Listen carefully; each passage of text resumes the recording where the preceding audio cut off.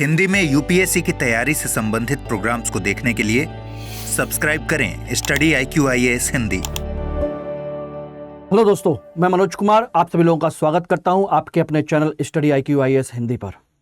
दोस्तों, आज मैं आप लोगों के साथ में एक बेहतरीन रणनीति चर्चा करने जा रहा हूं और उस रणनीति का मकसद है कि आप लोगों को सही चीज पता हो।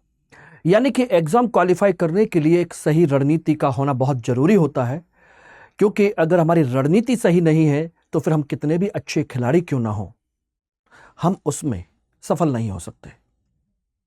तो इसी क्रम में मैं आप लोगों के साथ में आज चर्चा कर रहा हूं कि इतिहास की क्या भूमिका है आपके यूपीएससी के प्रारंभिक परीक्षा में और उन्हें कैसे सॉल्व किया जा सकता है, किस तरीके से सॉल्व किया जा सकता है और कहां से इतिहास के प्रश्न आपके बनते हैं। इन सभी मुद्दों पर मैं चर्चा करूंगा कि कितनी भूमिका होती है, कितना हमें ध्यान देना चाहिए, कितना ध्यान नहीं देना चाहिए, किस पोर्शन को हमें पढ़ना चाहिए, किस पोर्शन को हमें इग्नोर करने की जरूरत है और कहां से इसको पढ़ सकते हैं, क्योंकि एक एक नंबर बहुत मायने रखता है। आप लोग अच्छे से जानते होंगे कि अगर आप लोगों में से एग्जाम दिया होगा तो चाहे 1 नंबर से फेल हो या 10 नंबर से या 20 नंबर से, दुख बराबर होता है। लेकिन जब आपका सिलेक्शन 1 नंबर से रुक जाए तो दुख उससे कहीं ज्यादा होता है। तो मैं चाहता हूं कि वो अधिकतम दुख की कंडीशन या दुख की कंडीशन ही ना आए, आप उसको एग्जाम को क्वालिफाई कर लें, क्योंकि मिनिमम क्राइटेरिया जो एग्जाम को क्वालिफाई करने का होता है उतना आप अचीव करें।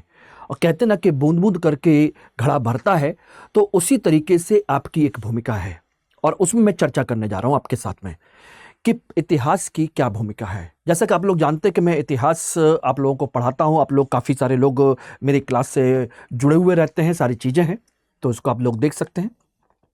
सबसे पहले तो मैं आप लोगों को मैं बता देना चाहता हूं कि यूपीएससी 2026-2027 के लिए स्टडी IQIAS ने अपना P2I फाउंडेशन बैच लॉन्च कर दिया है।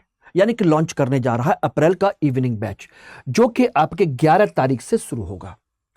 अगर आप इस बैच को ज्वाइन करना चाहते हैं, जैसा कि अगर आप चाहते हैं प्रॉपर तरीके से एग्जाम को क्वालिफाई करना, तो एक सही गाइडेंस के साथ आपको आना ही पड़ेगा। आपने कभी देखा है कि ऐसा कोई खिलाड़ी हो, दुनिया का कोई भी खिलाड़ी, जो बिना किसी कोच, बिना किसी मेंटरशिप के एक अच्छे लेवल पर पहुंचा हो कभी भी? तो आप लोग क्या सोचते हैं कि यूपीएससी जैसा एक इतना बड़ा गेम है जिसमें 8 लाख अभ्यर्थी पार्टिसिपेट करते हैं और वो सभी अभ्यर्थी बिना किसी गाइडेंस के आए होंगे? अगर आप बिना किसी गाइडेंस के, बिना किसी रणनीति के आप अपीयर होते हैं तो समझ लीजिए शहीद होने के लिए हो रहा है काफी हद तक। हाँ, गाइडेंस और जो मेंटरशिप है वो आप इनडायरेक्टली लेते हैं, डायरेक्टली लेते हैं, कहीं से भी लेते हैं, वो एक अलग बात है, लेकिन आपको निखारने के लिए आपको एक प्रॉपर सिस्टम की जरूरत पड़ती है, प्रॉपर गाइडेंस की जरूरत पड़ती है, प्रॉपर प्रैक्टिस की जरूरत पड़ती है।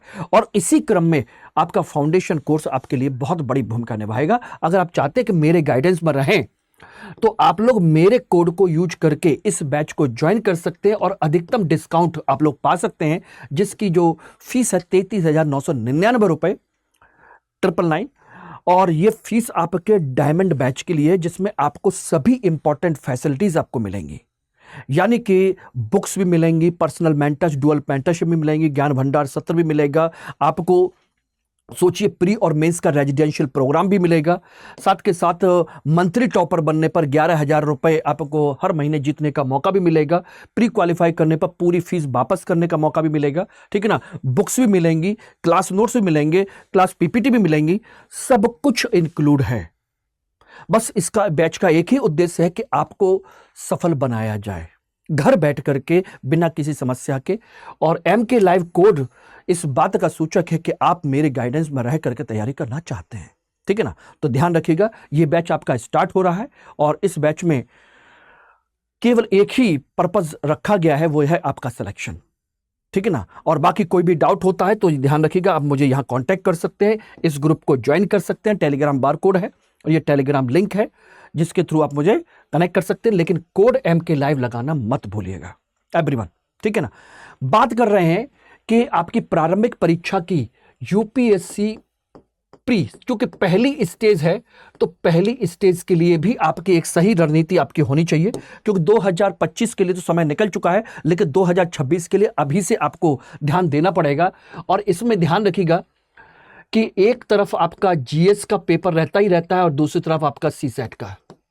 तो मैं आज आपके सीसेट पे या किसी पे चर्चा नहीं कर रहा हूं, मैं जीएस में भी इतिहास की चर्चा करूंगा, इसलिए उसको समझ लीजिएगा कि इतिहास के अंतर्गत अगर हम बात करें जीएस के अंतर्गत, तो इतिहास इसका एक विषय है। और इसमें मैंने आप लोगों को पहले भी बताया हुआ है, अभी भी मैं बताना चाहता हूं कि इसमें दो आपको पोर्शन डिवाइड करने पड़ेंगे। एक पोर्शन जिसमें 3 सब्जेक्ट होंगे, history, geography and polity.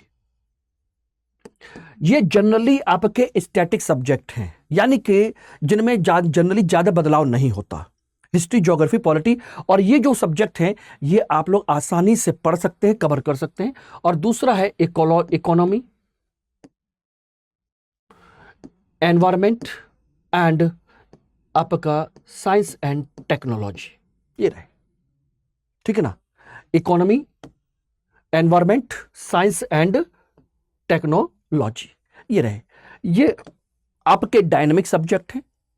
Dynamic बोले तो गतिशील, यानी करंट अफेयर बेस्ड हैं, और बाकी करंट अफेयर तो है ही, ठीक है ना। ये जो सब्जेक्ट हैं इनमें से भी लगभग 40 से 50 question average, on an average आते हैं, और इसमें से भी 40 से 50 क्वेश्चन ऑन एन एवरेज इसमें से आते हैं। बाकी बचे हुए क्वेश्चन आपके आते हैं करंट अफेयर्स से। करंट अफेयर्स भी है जिसमें लगभग 10 से 20 क्वेश्चन आप लोगों के यहां से रहते हैं, ठीक। अब यहां की रणनीति क्या होगी? रणनीति दोस्तों ध्यान रखिएगा, रणनीति इसकी सिर्फ एक ही सिंपल सी सीधी सी एक रणनीति है। वो रणनीति ये है कि जो सब्जेक्ट डेली चेंज नहीं होते उनको आप एक बार, 2 बार, 3 बार, 2, 3, 4 सोर्स से अच्छे तरीके से पढ़ करके 100% कमांड कर सकते हो। तो मेरी जो रणनीति हमेशा से ये रही थी कि मैं इसमें लगभग मिनिमम 90% टारगेट लेकर के चलूं। 90% क्वेश्चन मेरे सही होने चाहिए, यानी उतने लेवल पर मैं पढ़ जाऊं, कोई भी क्वेश्चन आए तो मैं बता सकूं। और इसमें से अगर आप लेकर के चलते हैं तो इसमें से 50 से 60% का टारगेट हम लेकर के चलते हैं, ये रहा। और एवरेज निकालोगे तो लगभग 60 to 70% आपका निकल के आ जाएगा, जिसकी वजह से मेरा कभी भी प्री को लेकर के डाउट नहीं बना, कभी भी डाउट नहीं रहा, हमेशा प्री में क्वालिफाई किया। ये एक रणनीति है, क्योंकि आप सभी विषयों के विशेषज्ञ नहीं हो सकते, नेवर। तो 3 सब्जेक्ट को इतना स्ट्रांग कर लो कि कहीं से कुछ भी पूछा या यू कैन डू, और 3 सब्जेक्ट ऐसे कर लीजिए कि एवरेज से थोड़े से अच्छे हों। अगर आप सबको एक जैसा पढ़ोगे तो फेल होने के चांस बन जाएंगे। तो मैं नहीं चाहता कि आप फेल हो, बल्कि पास हो, ठीक है ना। और उसमें आपका सबसे ज्यादा स्टैटिक सब्जेक्ट है हिस्ट्री, जो बिल्कुल ही स्टैटिक है, इसमें कोई बदलाव ही नहीं होता।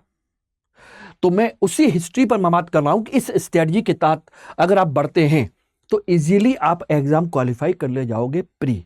और हिस्ट्री में अगर आप बात करेंगे तो ध्यान रखिएगा, हिस्ट्री के प्री एग्जाम में, अभी मैं केवल प्री की बात कर रहा हूं, तो प्री एग्जाम में लगभग 10 से लेकर के 20 क्वेश्चंस आपके बनते हैं। ये आपके क्वेश्चंस इतने बन जाते हैं, 10 से लेकर के 20 क्वेश्चन। कभी 1-2 कम या कभी 1-2 ज्यादा भी हो सकते हैं, ऑन एन एवरेज यही है। एवरेज निकाल के देखो कि 14, 15, 17, 14, 15, 16, 17, कभी 9, 10 भी आ जाते हैं, कभी ज्यादा भी रहते हैं, लेकिन इतने रहते हैं। और इसमें से आपको दूसरी तरफ ध्यान रखिएगा, वो ये है आपका सिलेबस। इसमें क्या क्या पोर्शन आपके इंक्लूड रहता है, तो ध्यान रखिएगा, एक आपका रहता है कला संस्कृति, कला संस्कृति, दूसरा प्राचीन, मध्यकालीन और आधुनिक भारत का इतिहास। आधुनिक भारत का इतिहास, ये आपके 2 पोर्शन है जहां से आपके क्वेश्चन बनते हैं। लेकिन आपको बता दूं कि इसमें से आपको पढ़ना क्या है, कहां से फोकस करना है, तो आराम से ये क्वेश्चन कर ले जाओगे। तो इसमें ध्यान दीजिएगा, मैं इसमें से 2 चीजें आपको डिस्कस कर रहा हूं प्रॉपर तरीके से। एक तो है आपका प्राचीन और मध्यकालीन भारत, ये मेरी स्ट्रेटजी है जो आपको बता रहा हूं। और दूसरा है आपका आधुनिक भारत।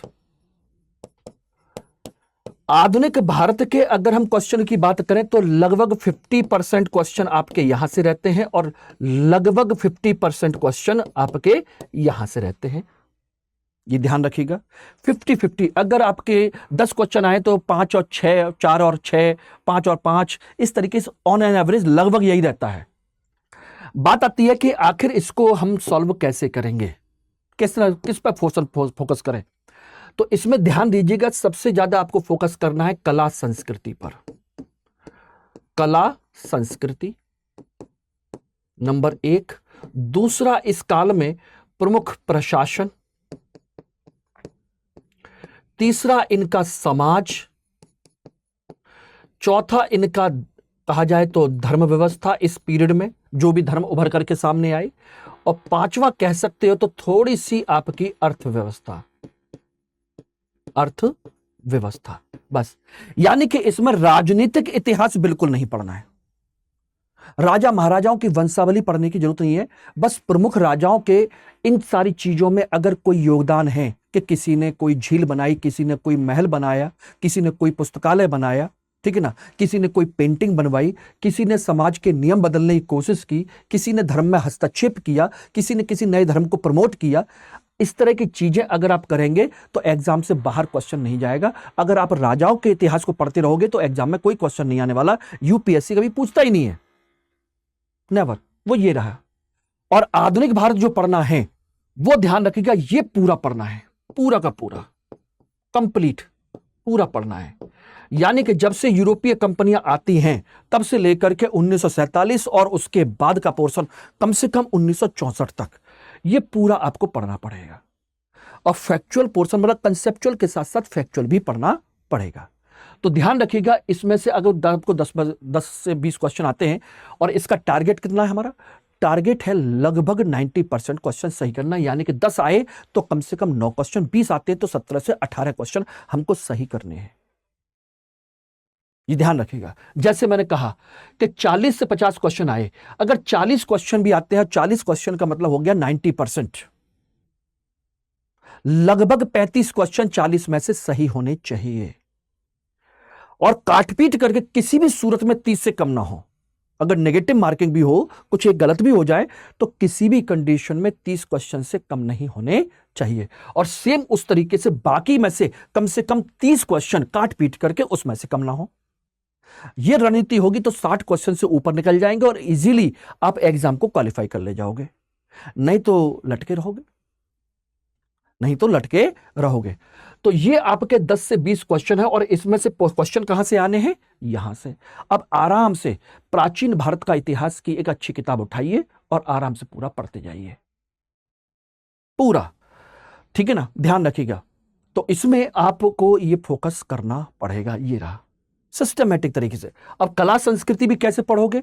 कला संस्कृति ऐसे नहीं पढ़नी है, बल्कि कला संस्कृति इतिहास में जिस कालखंड में आती चलेगी उस कालखंड का पढ़ते चले जाइए। प्री के लिए, मेंस के लिए एक अलग अप्रोच है।